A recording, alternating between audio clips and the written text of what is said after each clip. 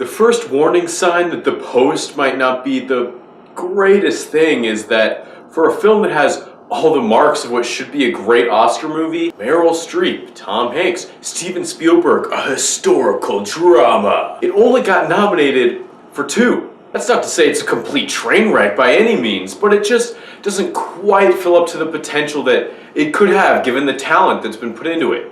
Can I ask you a hypothetical question? Oh dear, I don't like hypothetical questions. Well, I don't think you're gonna like the real one either. The Post tells the story of the Washington Post and its struggle to publish the Pentagon Papers. When the Washington Post is about to go public, it gets a hold of some top secret documents that expose the government for lying to the United States citizens for their involvement in the Vietnam War. The Washington Post, of course, wants to publish them in the name of public interest, but the government wants to shut them down like they already did the New York Times in the name of national security.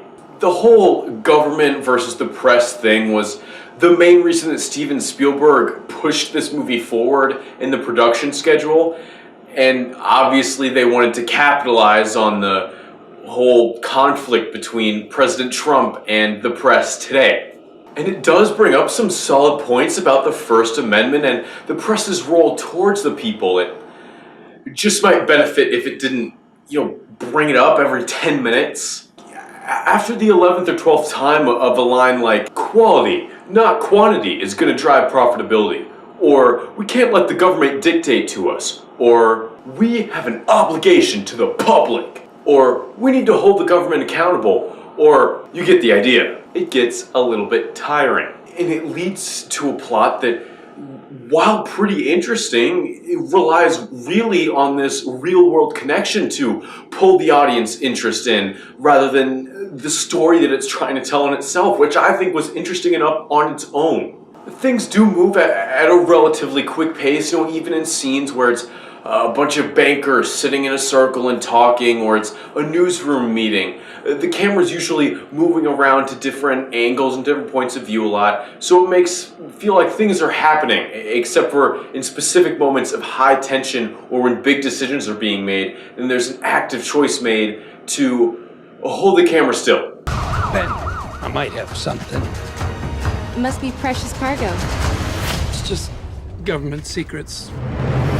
And the list of recognizable actors in this is a long one. I mean, not just Meryl Streep and Tom Hanks, but David Cross, Bob Odenkirk, Michael Stuhlbarg, who, if you're counting, is in 3 Best Picture nominees this year. And they all predictably play their parts well, conveying the range of emotions and complexities behind them that evolve from this strange circumstance that they find themselves in as journalists. But for a lot of the side characters, not, Meryl Streep and Tom Hanks, it feels like they just kind of took these well-known actors and slapped a historical name on them. And it works for the most part because we know these actors' personality and they have clout as good actors, but we don't really know who they are or even what they do at the paper. And again, this all isn't to say the Post sucks. It's an enjoyable story with recognizable names in it doing what we've come to expect from them.